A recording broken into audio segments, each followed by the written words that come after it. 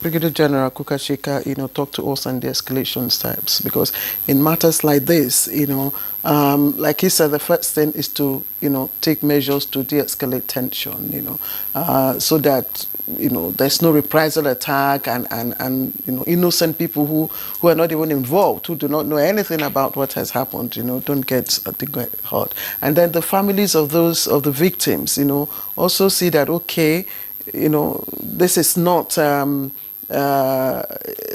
meant to annihilate a particular, section of the country. What are the basic, the escalation steps now, apart from the step that the governor has taken? I think there are quite a number of them. And beyond that, before I even talk about that, I would like to look at it from the perspective that when Dr. Kabir was talking about lack of trust in the security agencies, but I think this particular incident has brought to the fore one burning issue, the relationship between the components of Nigerian society. It is one thing, to secure your environment, but, killing those 16 in the manner they were killed brought to the fore the level of hatred among the components of Nigerian societies. This is someone that is at your mercy, and you went ahead and, murder him in such most brutal manner. The level of hatred must have been unprecedented. Now, what brought about all these things? But the good thing is that we are talking about measures being taken. Of course, the previous speakers have mentioned it, particularly Kwebwa, and one has to further commend the Edo State Governor for the action he has taken. Not only him, also his counterpart in Kano, and all other well-meaning Nigerians that went out of their way to show understanding, calm nerves. And I was so surprised that even the measures taken by the state government, that the people of Uromi and surrounding environment, they are even afraid. Now their relationship, the average northerner is more or less like a king now, because the state is now, has shown a greater sense of belonging to the people.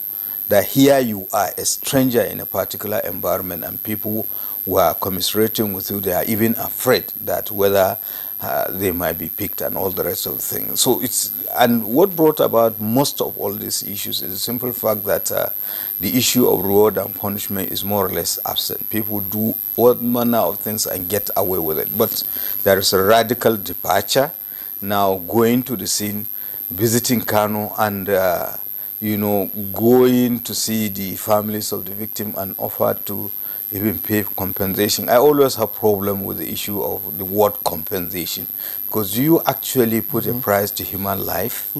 No, you can't. But at least showing those kind of,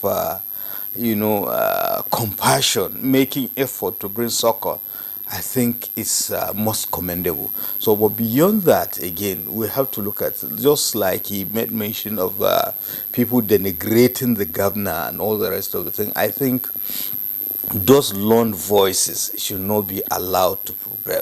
This is how it is supposed to be, and it is even a shame that our state governors have to wait for an incident of this nature to visit their counterpart, or they meet during the council of state meetings. No, there should have been visitation relationship, because I kept on wondering, whenever you have an opportunity to attend seminars, conferences, and all the rest, you cultivate relationship. So they have been meeting with each other. Have they been visiting? Have they been commissioning projects, regardless of, political beliefs and all the rest? These are the building blocks for national unity, so that people will, be given sense of belonging. Then the second aspect is the fact that I know, even though your state is the most, do I say cosmopolitan, because you have almost all the components of Nigerian society in Edo State.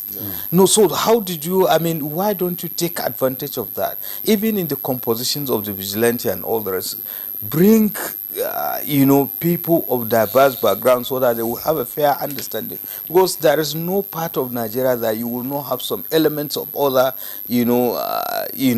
people within that society. And to take, for instance, the composition of the vigilante itself. Had it been that it's diverse, they would have a fair understanding, the cultural norms and all the rest of the thing. But then again, to further escalate this issue, it brought, just like he said, more questions than answers, in the sense, what makes someone to leave his own home, to go as far as Port Harcourt to go and hunt, which sort of animal, that kind of thing. What are the motivating factors? Then what is the level of synergy? Because all the hunters, they have, kind of organization, they have leadership. So what is the relationship between the organization and the members and, of course, components of Nigerian society? So these are the kind of things that we should be talking to each other so that issues of this nature will not even happen, so that when you are traveling from point A, because the Constitution guarantees freedom of movement to even own properties in any part of this country, so long as you can afford it lawfully. So why don't we work on this aspect to make sure that Nigerians are given sense of belonging? Because the staying power of the Nigerian state is not the mineral resources, it is the human resources. Do we take advantage of that, give everybody a sense of belonging so that he or she can contribute and see himself or see herself as her brother's keepers? And the starting point is even our elites. Take, for instance, can you, with all sincerity, tell me that you have a friend in Yobe State? That today, if you find yourself in Katsina, you might not even think of going to a hotel.